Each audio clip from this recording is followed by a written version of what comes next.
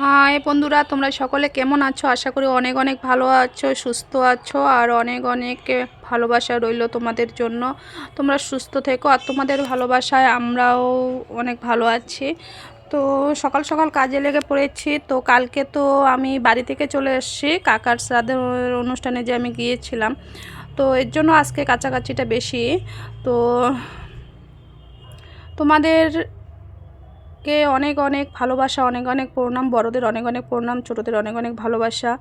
তো তোমাদেরকে ভালোবাসা জানিয়ে আজকের ভিডিওটি শুরু করছি। তো সকাল সকাল দেখো আমি বিছনাটা উঠিয়ে ফেললাম। তো কালকে জানো তো সকাল সকাল তাড়াতাড়ি করে উঠে পড়লাম। আর তাড়াতাড়ি উঠে ছেলে গেছে ওর যোগা ক্লাসে।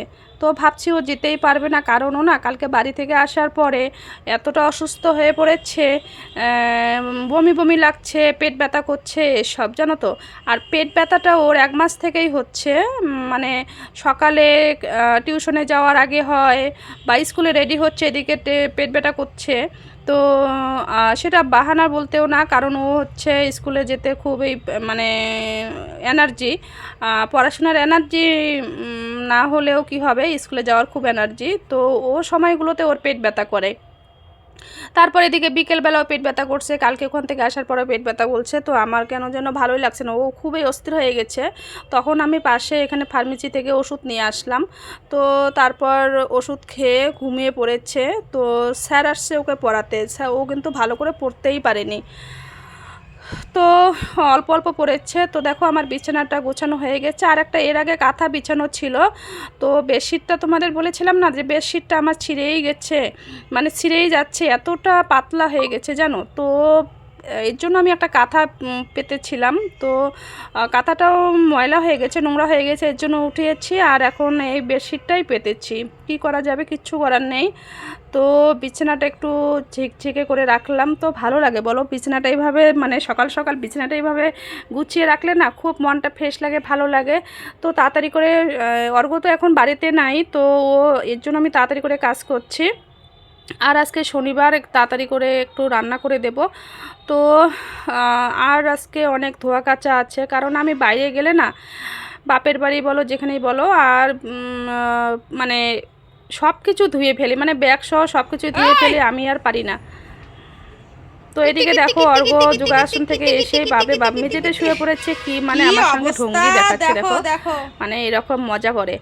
তো দেখো আর কাল বাসন বেশিটা নাই, কারণ বাসন টাসনগুলো আমি মেজে টেজে রেখে গেছি।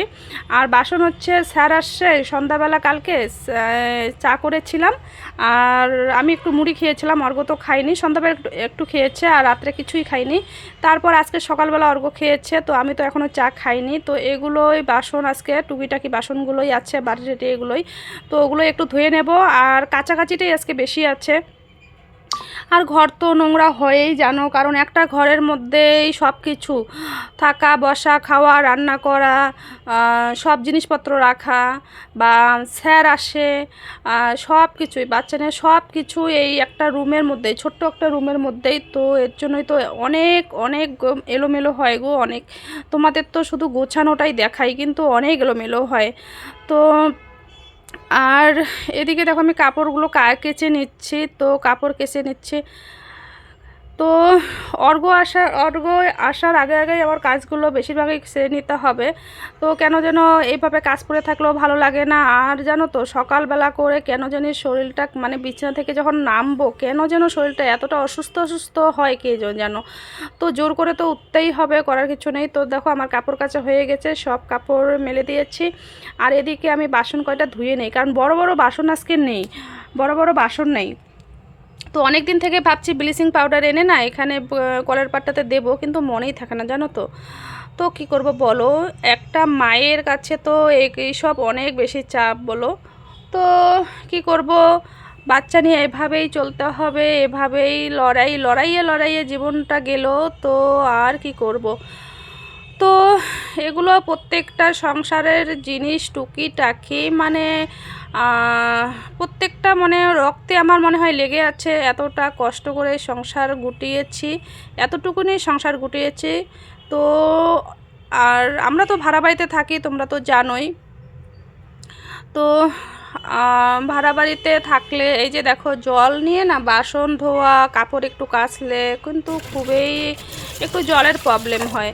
তো যারা ভাড়া থাকো তারা তো জানোই কতটা প্রবলেম হয়, কতটা কষ্ট হয়। আর আমার দেখো কাজ হয়ে গেছে। এদিকে আমি দেখো দুধ নিয়ে আসছি, মা দুধ দিয়েছিল, তো কালকে জাল দিয়েছি কারণ অর্ঘ্য কালকে খেতে পারেনি।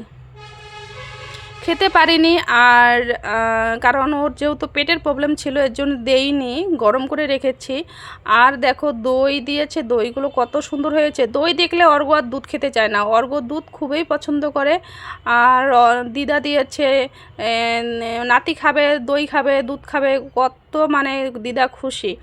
তো জানো তো মানে দিদা অর্ঘ্যকে খাওয়ালে মনে হয় মার মনে বুকটা ঠান্ডা হয়ে যায়, মনটা ভরে, এরকম আর কি, জীবনটা মানে শান্তি পায় মা।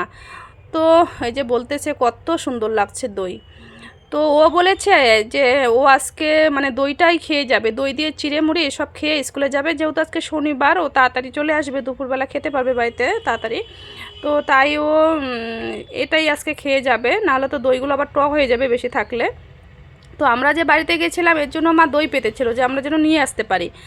আর এদিকে দেখো ঘড়িটা নষ্ট হচ্ছে, এই যে বাবু সোনার। তো এই যে বুনুকে তোমরা তো দেখিয়েছিলে, বুনু নষ্ট করেছে ঘড়িটা, মানে ডিস্টার্ব করেছে। তো আমি বলছি ভালোই হয়েছে, বুনুর কথা কোনো কিছু একটু বলাই যায় না জানো। তো বুনুর কথা বললে বাপরে বাপ, বুনু মানে খুব প্রিয়, খুব মনের, খুব প্রিয়, খুব ভালোবাসার। তো তাই বলছে কোনো ব্যাপার না, ঘড়ি নষ্ট হয়েছে তো কী হয়েছে, বুনু হয়। এই যে দেখো এই ওষুধগুলোই আমি নিয়ে আসছি, অর্ঘ্যের জন্য একটা হজমের সিরাপ দিয়েছে আর এখানে কিছু বড়ি দিয়েছে।